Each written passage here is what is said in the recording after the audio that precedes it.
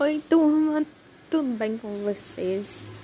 Hoje nós vamos continuar falando sobre sociedade e globalização, tá? Parte 3, tá? E hoje o assunto, a gente vai falar sobre tráfico humano e contrabando de pessoas, tá? Então, o que acontece? Quando a gente fala sobre o processo de globalização, como vem dito,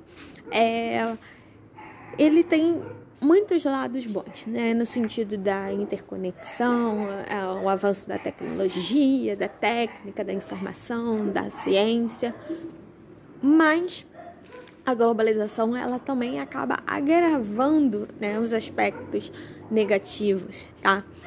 Da sociedade, do capitalismo, tá? E das relações também sociais.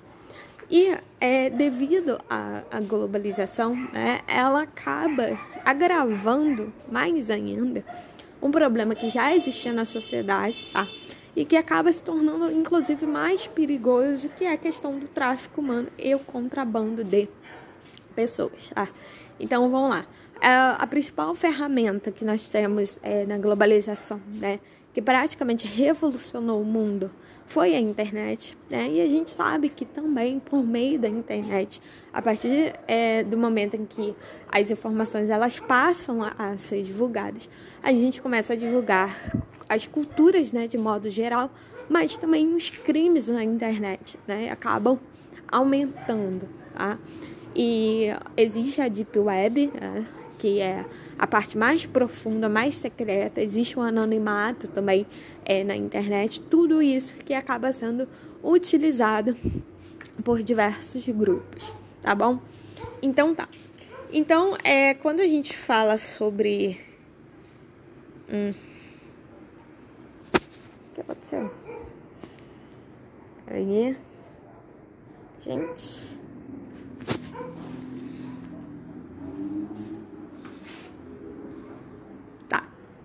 Meu celular apagou.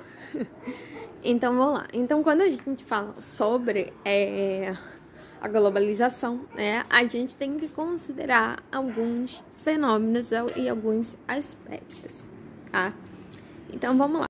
A primeira coisa que eu quero ressaltar aqui são sobre os refugiados, né? Então, os refugiados é um grupo de pessoas, de migrantes, na verdade, que eles passam por situações muito extremas, né? Situações de guerra, de perseguição, situações de catástrofes naturais, de crises humanitárias, que isso forçam eles a saírem dos seus respectivos países, tá? Então, os refugiados são pessoas que muitas das vezes saem de seus países de maneira arriscada. E o que isso tudo tem a ver com a questão, né, de tráfico humano, contrabando de pessoas, maldades, assim, de forma gerais? Que este grupo é um dos grupos mais vulneráveis a sofrer isso. Por quê? Porque quando eles têm que se refugiar, ou seja, eles têm que buscar um outro lugar, né? Às vezes uma outra cidade, um outro estado, até outro país, um outro continente, para tentar fugir da situação em que seu determinado país está, eles não sabem com quem eles vão lidar na frente, né? Então, eles podem ser pegos por pessoas maliciosas, pessoas que prometem que vão ajudar, pessoas que prometem de uma certa forma, que são desconhecidas e que eles têm que confiar, e muitas das vezes essa confiança pode ser uma cilada, tá? E daí, além de se ter os refugiados, a gente tem um outro grupo que são os imigrantes clandestinos, né? O que são imigrantes clandestinos? São pessoas que geralmente são pobres, tá? Que não têm condições de arcar com uma viagem, né? De ir para outro país e conseguir a documentação necessária, conseguir as autorizações e o visto, porque isso é dinheiro. E elas tentam migrar clandestinamente, ou seja, elas tentam encontrar algumas formas para executar essa migração, tá? Então, vamos ler, tá? Então, vamos lá. Para alcançar o sonho de viver em um lugar que lhes ofereça melhores condições de vida e oportunidades de trabalho, ou para fugir de situações como guerras, pobreza, desastres ambientais, muitas pessoas se sujeitam aos mais arriscados caminhos e meios de travessias de fronteiras, tornando-se imigrantes clandestinos. Tá? Então, existem as pessoas refugiadas, né, que acontece o fenômeno, né, em que elas precisam sair do lugar onde estão, e existem também aquelas pessoas que são um pouco mais planejadas, né, que têm a pretensão de sair do seu lugar, mas não necessariamente são refugiadas, não necessariamente passam por guerras, por catástrofes, mas vivem em um lugar mais pobre, né, e têm a pretensão de virar a fronteira, mas não tem condições financeiras para isso, tá? Daí a gente chama de migrações clandestinas pessoas tentando entrar ilegalmente em um país por meio de contrabando de pessoas, tá? Então, assim, para ficar oficial, o que significa migração clandestina, tá? Então, vamos lá, vou ler, mas é o que já disse só para reforçar. Os clandestinos são pessoas que não têm documentos ou permissão necessários para ingresso em outros países.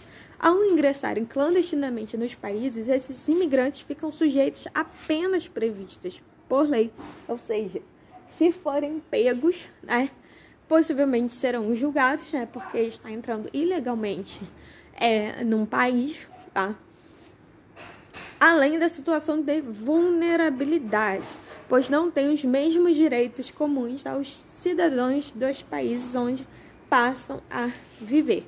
Que tipo de direito que a gente está falando? Atendimento à saúde, acesso à educação, tá? Que são os básicos, tá? Então, isso é muito...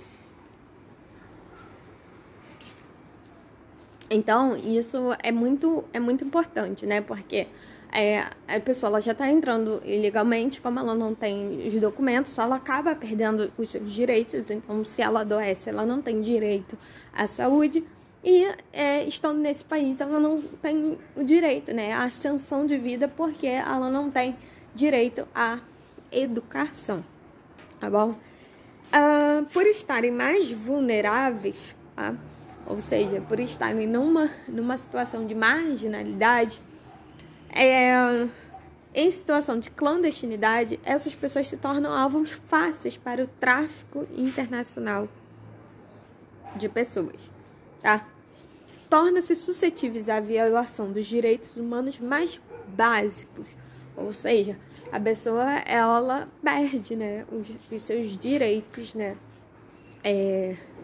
Quando a gente chama de direitos humanos, né, são as condições básicas para serem tratadas com dignidade, né, como um ser humano, né, ter uma alimentação digna, uma moradia, roupa limpa, essas coisas, tá? Então, elas tornam suscetíveis à violação dos direitos mais básicos, exploração da mão de obra, redes mafiosas internacionais do crime organizado e opressão, né? Então, essas pessoas elas se tornam submissas a essas coisas, né? Então, exploração de mão de obra, né? São as pessoas, né, que acabam trabalhando para alguém, né? Muitas das vezes sem receber uma remuneração, sem receber um salário, sem ter direito a descanso, essas coisas, tá? Descanso, férias, enfim, vivem em condições insalubres, precárias de trabalho e tal, tá? E quando a gente fala de redes mafiosas internacionais do crime organizado e opressão, tá? São pessoas mesmo, né, que fazem maldades e ali naquele momento não tem quem as defenda, tá bom? Infelizmente, muitas pessoas perdem a vida nessas migrações clandestinas sem que as autoridades ou mesmo parentes saibam o que realmente aconteceu, né?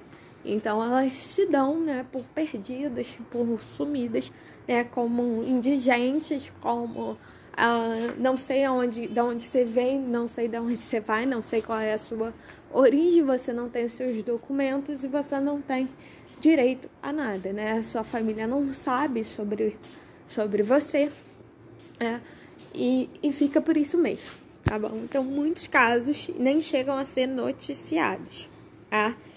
Então, vamos lá. As travessias quase sempre envolve a utilização de meios de transporte precários e ilegais. Uma coisa que é muito importante, existem alguns lugares no mundo, né, que é muito específico ter esse tipo de migração, né, como, por exemplo, o caso dos países africanos, né, que vão para a Europa, ou então do México, que vão para os Estados Unidos. Então, quando a gente fala sobre os países, né, africanos que vão para... as pessoas africanas, né, dos países africanos que vão para a Europa, elas precisam atravessar o mar Mediterrâneo, tá bom? Então, para isso, né, por isso que está aqui escrito sobre embarcações lotadas, tá? Então, vamos lá. As travessias quase sempre envolvem a utilização de meios de transportes precários e ilegais, ou seja, nas piores condições possíveis que tu possa imaginar, sem manutenção, sem nada, sem nenhuma certificação de que aquilo ali é seguro, tá? Como é o caso das embarcações lotadas entre o norte da África e alguns países europeus, tá?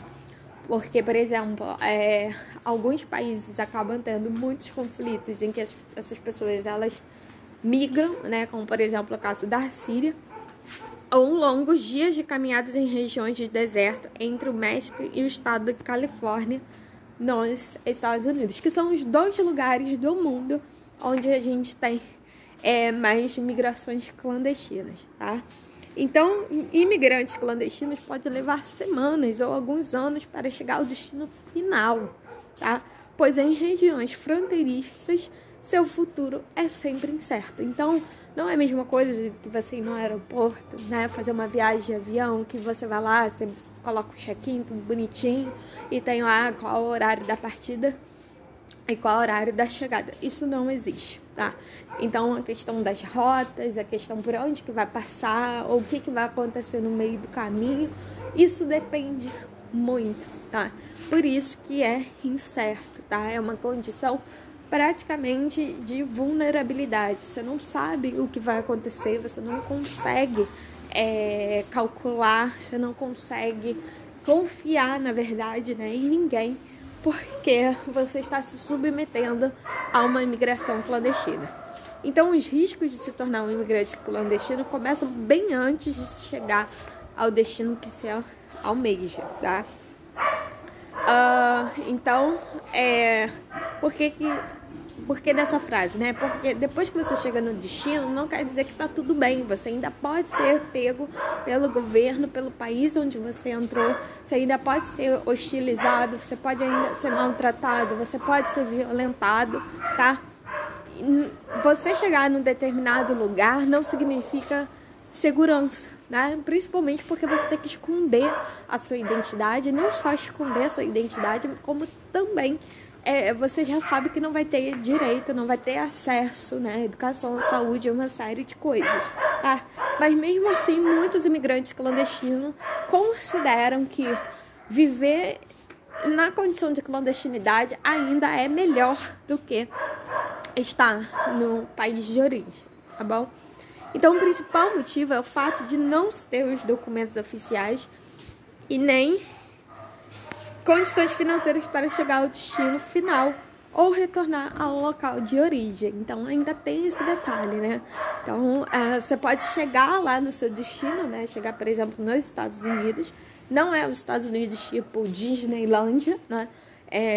Existe uma parte dos Estados Unidos que também existe desigualdade, enfim, preconceitos contra imigrantes, tudo isso, né? Principalmente imigrantes latinos, tá? E que gera essa incerteza, tipo, você atravessou, chegou ao seu lugar de origem, se não gostar, como é que você vai voltar?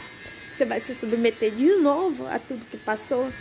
Então, essa é a realidade da migração clandestina. E aqui nós temos um exemplo, né, do pessoal atravessando da África para para a Europa pelo Mar Mediterrâneo, só para vocês terem uma ideia, tá bom? De como que são as condições, né? A quantidade de pessoas, esse barco vira, tá? E agora tu imagina, né, atravessando aí por vários dias, né, semanas, que pode ser meses, que pode vir a ser anos nessas condições, né? Como que fica a questão de alimentação, como que fica a questão das condições sanitárias básicas, né? Como é que fica isso, né? Como é que se convive diante de uma realidade dessa? Então não é simplesmente você pegar um cruzeiro, você pegar um navio, sabe, confortável, enfim, e aqui, como estamos. Imagina isso à noite. Então, só para vocês terem uma ideia de como que são essas travessias, né? Então, aqui é uma imagem de cima do barco, tá? Centenas de pessoas atravessando. É extremamente perigoso, tá? E aí a gente entra numa situação que é bem mais, assim, complicada, que é o tráfico humano, né? Então, a gente falou primeiro do contrabando e agora nós vamos falar do tráfico, tá? Então, vamos lá. O tráfico humano trata as pessoas como bens que podem ser negociados. Mulheres e crianças, muitas vezes, são recrutadas por máfias para serem exploradas sexualmente. Mulheres são traficadas como objetos para ingressarem na prostituição. Por quê? Porque isso aqui acaba sendo uma forma, né, de você monetizar, de você conseguir, né, um sustento. Então, muitas mulheres se prostituem, né, para tentar sobreviver, né, para tentar trocar por um prato de comida, alguma coisa, estando expostas, obviamente, a uma série de doenças, a uma série de riscos, tá? Mas também vão ter as pessoas que vão, vamos dizer assim, sequestrar, né, essas mulheres e vai simplesmente monetizar elas e o valor, o dinheiro não vai voltar para elas. Ou seja, se lucra a partir da exploração sexual, tá? De mulheres e crianças, tá bom? Então, crianças são negociadas no comércio legal de adoção internacional, tá? Então, esse é um comércio legal. Então, para se fazer o processo de adoção, existe uma série de regulações. Isso eu estou falando a adoção consciente, bonitinha, né? Como tem, por exemplo, no Estatuto da Criança e do Adolescente, tá? Então, é segurada, tem uma série de testes que são feitos com os tutores, várias coisas que são avaliadas. Aqui não, aqui toma a criança sua, paga pela criança e pronto, né? Virou uma adoção e sabe-se lá o que vai acontecer com essa criança, tá? Então, homens jovens e trabalhadores podem ser aliciados e recrutados pelas máfias do narcotráfico, né? Então, os homens são utilizados ali para se expor a situações perigosíssimas, tá? Dentro do tráfico de drogas, de armas, essas coisas assim, tá? Para a produção, transporte e venda de drogas e armas entre países em troca de apoio às suas travessias clandestinas, né? Então, se você não tem dinheiro, né, minimamente para fazer sua travessia clandestina, você paga com a própria vida. É literalmente isso, né? Você se coloca no risco de ser pego, né, pelas autoridades, você que corre o risco de se vender, entendeu? Dos seus filhos serem vendidos, essas coisas, tá? Então, quando deixam de ter serventia, as máfias ou ao narcotráfico, algumas dessas pessoas são liberadas para seguir ao destino que almejam. Aí vocês já entendem por que às vezes essas travessias elas demoram tanto, tá? Isso quando muitas delas são mortas e vítimas do tráfico de órgãos, tá?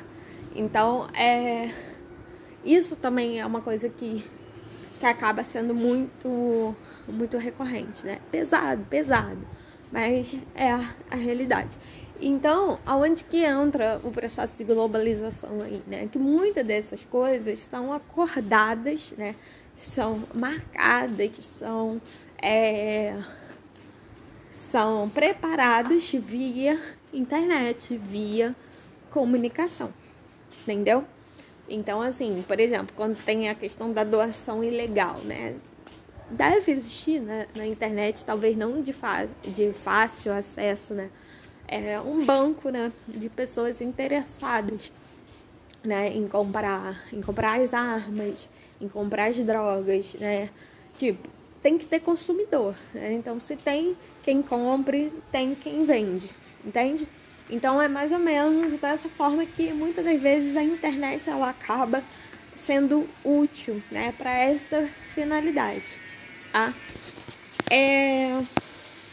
Claro, gente, existe um combate, né, a esse tipo de prática. Esse tipo de práticas são ilegais, mas acontece, tá bom?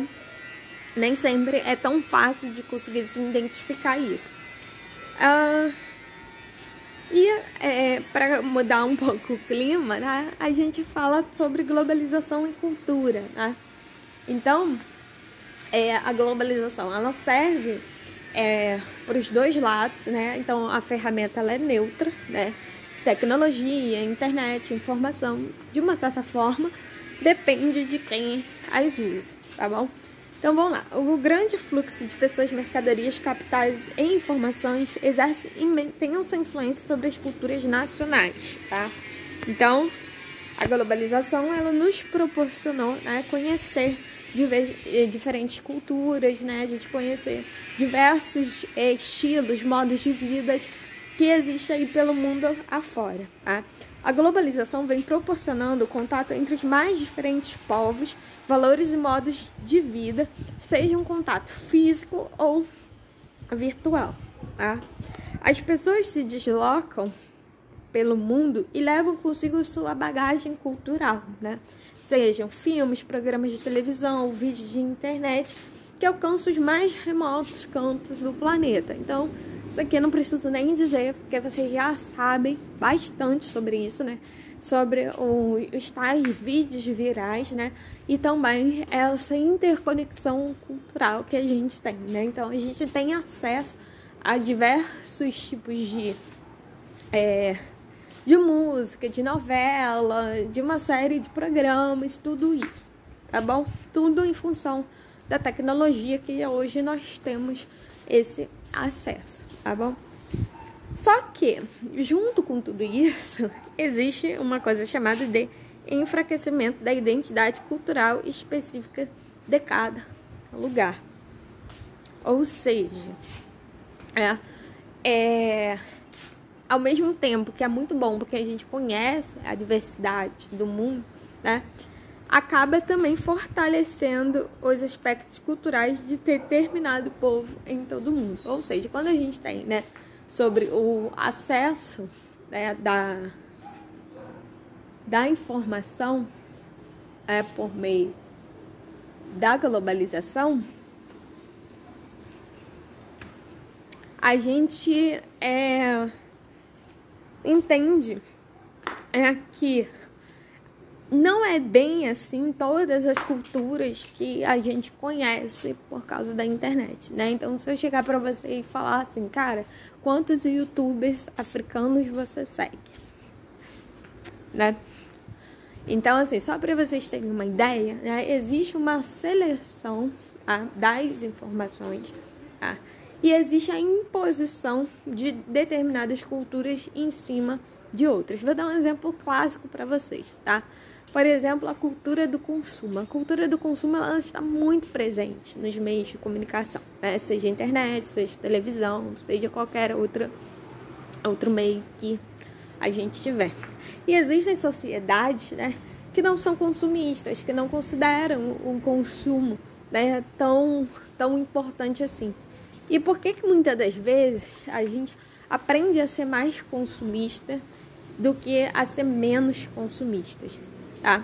Então isso tem muito a ver com a ideia de que existe uma competitividade entre culturas e sempre as culturas mais fortes são as culturas que se sobressaem. E quais são as culturas mais fortes? A norte-americana ou a europeia, ou que a gente chama de cultura ocidental, né? Ou seja, é a cultura dos filmes de Hollywood, é a cultura do consumo, enfim. Não que necessariamente isso seja uma coisa ruim, né? Mas já pararam para perceber que, por exemplo, quando a gente vai no cinema, né, A gente tá muito acostumado, né, com os filmes de Hollywood, com os filmes de ação, com os filmes que são populares. Mas já repararam que praticamente a gente não tem outros filmes, né? Tipo um filme francês, um filme do Afeganistão, um filme da África do Sul ou de qualquer outro lugar do Brasil. Do Brasil não, desculpa, qualquer outro lugar do mundo. Entende? Então por que isso acontece? Porque apesar da gente ter uma diversidade de culturas, tá?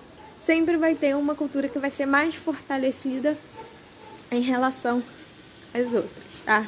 Então é um paradoxo, porque a gente tem um acesso global aos mais diversos tipos de culturas, mas nem sempre a gente sabe procurar, nem sempre a gente consegue encontrar essa informação com a mesma facilidade como algumas culturas, né, chegam até a gente. Deu para entender isso? Então vamos lá.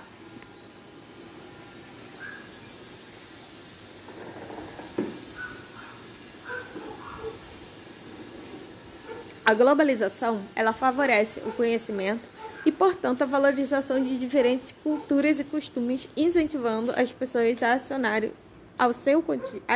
a seu cotidiano algumas práticas presentes no modo de vida de outras culturas.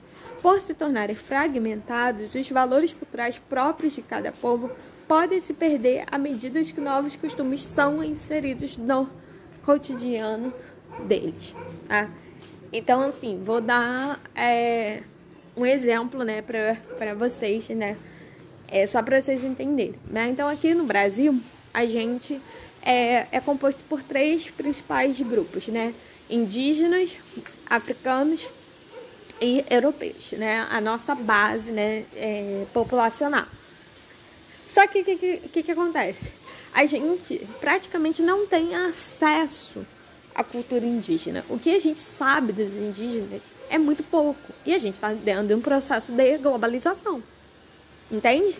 A gente está dentro de um processo que se tem muito material produzido sobre os indígenas, tem muita coisa, tem documentário, tem vídeo, tem música, tem, enfim, receita, uma série de coisas. Mas por que a gente não consome isso? Entende? Então, é interessante, né, que a gente aprende, né, por exemplo, mais sobre a cultura K-pop, por exemplo, né, da Coreia, do Japão, o mundo dos mangás, por exemplo, e a gente praticamente desconhece, a gente não sabe sobre a nossa cultura local, a nossa cultura de base, a nossa cultura raiz. Deu para entender? Então, tipo, legal, acesso, né, que a globalização ela traz, muito em função dos meios da tecnologia, mas ela acaba ofuscando algumas coisas. Deu para entender? E é isso, a gente chama de homogeneização cultural. Homo significa igual, tá? Então, homogeneização é o processo de igualdade cultural, ou seja, é o processo onde todas as culturas elas se tornam praticamente iguais, praticamente parecidas. Então, vamos lá. Em todo o mundo, as pessoas teriam o mesmo modo de vida e os mesmos costumes. Isso que significa homogeneização cultural. Do ponto de vista cultural, a hegemonia dos setores que dominam as comunicações do mundo globalizado produz um discurso que defende a globalização das informações mediante, por exemplo, a internet. Não apenas democratizando o conhecimento, então quando a gente fala de democratização de conhecimento, a gente está falando mesmo de trazer a acessibilidade, a inclusão do conhecimento, como aproximando pessoas de diferentes culturas, ou seja, muita coisa a gente aprende por causa dos meios de comunicação, né? Então, considerando aí uma época, né, em que não se tinha telefone, não se tinha televisão, ou então estava começando, né, a ter a televisão em preto e branco, mas isso não era algo muito acessível. Hoje a gente tem uma boa quantidade de pessoas que têm acesso. Claro, não estou dizendo que é todo mundo, tá? Ainda existe exclusão digital, né, que a gente chama uma quantidade significativa de pessoas que não têm acesso, né, à internet, a celular, à televisão, essas coisas, mas para as que têm a gente vê essa aproximação de culturas, né? De você conhecer, né, outros lugares. Então, longe de integrar totalmente a humanidade, a globalização da informação de fato monopoliza pequenos grupos e deixa de lado amplos setores sociais em todos os países, setores sem educação formal ou acesso aos meios para participar desse intercâmbio. Ou seja, o que eu estou querendo dizer aqui? Eu estou querendo dizer o seguinte: a gente tem a ideia, globalização global, todo mundo junto, né? Conectividade, juntou todo mundo. Pronto, acabou os problemas de exclusão, acabou os problemas de desigualdade. Não, muito pelo contrário, agravou, tá bom? Então, só faz parte do processo de globalização as pessoas que têm acesso a essa informação. Se você não tem acesso a essa informação, você está excluído do mundo. É essa lógica, tá bom? E a indústria cultural funciona como um mecanismo de imposição de valores de determinadas regiões a todo mundo sob a mesma justificativa da integração total da humanidade. Então, gente, essa imagem aqui, né, trazer para vocês é o seguinte: não preciso dizer nada. Você já sabe que aqui é o McDonald's. Como é que você sabe que isso aqui é o McDonald's? Simples, por causa desse símbolo, os arcos dourados do McDonald's, né? Então, o que acontece, né? Não importa, você pode estar em qualquer lugar do mundo, você não sabe o que está escrito aqui. Provavelmente está escrito McDonald's, em árabe. Eu acho que isso aqui é árabe. Então, assim, E a questão é o seguinte: esse país, né? Na verdade, eu não sei exatamente que país é esse, porque não vem descrito, mas a gente sabe que provavelmente é um país árabe, né? Por causa das vestimentas das pessoas, né? Então, aqui nós temos duas mulheres, né? Que estão com as vestimentas, né? Eu acho que são burcas isso aqui. E a gente percebe que é uma cultura, né? Provavelmente essas mulheres devem ser muçulmanas, né? Porque isso faz parte da religião islã. Então, e a gente sabe que o McDonald's, né, surgiu e foi criado nos Estados Unidos, né? Então, a gente está pegando ali um país asiático e colocando uma cultura norte-americana, só para vocês entenderem. Então, essa história, né, da rede de fast food é uma coisa muito característica da cultura dos Estados Unidos, tá? E provavelmente, né, num país árabe, a gente tem uma cultura que é completamente diferente da cultura dos Estados Unidos. Aí eu tô falando de cultura mesmo, critério alimentação, tá? Porque a gente aqui tá falando de uma lanchonete, a gente tá falando de uma alimentação, tá? Então, eu quero que vocês percebam, né, que quando a gente fala sobre o processo de integração da humanidade, na verdade, é um processo de ocidentalização da humanidade, tá? Não é necessariamente considerar todos os povos, considerar todas as culturas. É tipo um processo de colonização, né? Colonização cultural. O que é colonização cultural? É a questão mesmo, né, para validar a respectiva cultura, as pessoas elas têm que se submeter a uma cultura superior, que no caso é a cultura norte-americana. Então aqui nós temos um exemplo, tá? Só para vocês entenderem como que funciona o processo de globalização culturalmente falando, tá bom? Então a gente passa por um processo de ocidentalização do mundo, ou seja, imposição da cultura ocidental sobre o mundo, tá?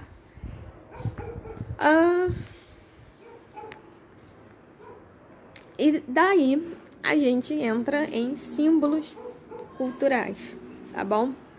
Então vamos estudar um pouco sobre isso, tá? Então a globalização ela pode permear e influenciar as culturas em todo o mundo. E alguns elementos culturais locais ou regionais tendem a prevalecer sobre as características externas. Então, quando a gente fala sobre cultura, né, cultura de um povo, a gente se fala sobre religião, língua, costumes, vestimentas, tradições e modo de vida. Tudo isso faz parte da cultura, né? Então, estou aqui falando sobre cultura, então a gente tem que considerar, né, que quando a gente fala sobre cultura, a gente fala sobre tudo isso, tá? A língua e a religião têm características mais simbólicas, tá? E que são preservadas por muitas gerações de um povo. Então, apesar do processo de globalização, algumas localidades, elas ficam na resistência. O que é na resistência? Na questão, né, de preservar o seu modo de vida e as duas coisas começarem a coexistir, tá bom? Então, aí a gente passa por um processo de conflito cultural, tá? Então, falando sobre os principais pontos, né, e o que realmente, muitas das vezes, marca uma cultura, é a língua falada, né, porque é por meio, a língua é o meio pelo qual cada povo pode se expressar manifestando crenças, ideias e pensamentos. Então, a língua, ela não é somente, né, o vocabulário, ela não é somente a gramática, né, ela é permeada por crenças, ideias e pensamentos, tá?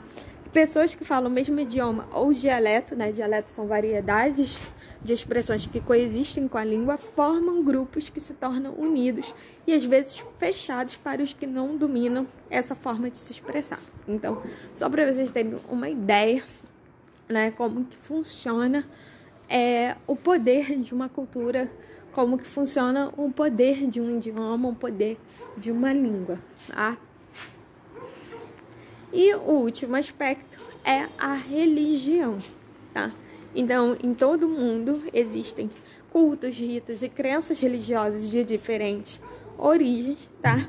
E as religiões que têm o maior número de seguidores são o cristianismo, o islamismo, o hinduísmo e budismo. Provavelmente você já deve ter falado sobre duas dessas, tá? Por influência da religião, outros hábitos culturais são mantidos, como, por exemplo, vestimentas, alimentação, hábitos e modos de vida que também estão relacionados com a religião, tá?